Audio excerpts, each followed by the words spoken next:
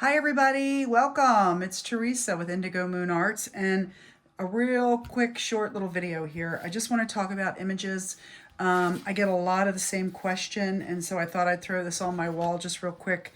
As many of you know, I've started creating my own images. They are available on Gumroad under Indigo Moon Arts. Some are free, some are paid, usually 5 packs, 6 packs, something like that.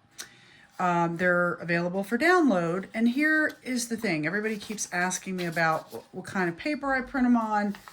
I print these images on a Lexmark CX625. It is a laser printer, and it would be considered a mid-range laser printer. It's like not the tiny home inkjet, but it's still a modest printer, all things considered. Anyway, this is how the images come out.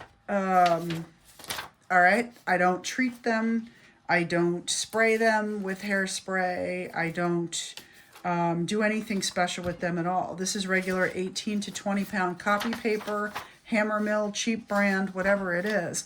And this is the way the printer that I use prints. Now you can't see, but over in the corner over there, I have a Hewlett-Packard Office Jet Pro 8620. I cannot print images on it. They just do not come out right. They're muddy. They're not clear. They don't look good. So printers matter, but I am not an expert on printers, sadly. So when people reach out to me with questions about printers, I really don't know how to answer you. I know I got lucky. My printer works. I also have down in my tattoo studio a Epson Eco Tank that I used for tattooing ink for stencils and so forth. And that I hear works very well. But anyway, you're kind of on your own as far as picking printers. This is the way to go with so many softwares out there like Procreate, Canva, AI-driven image creators and so forth.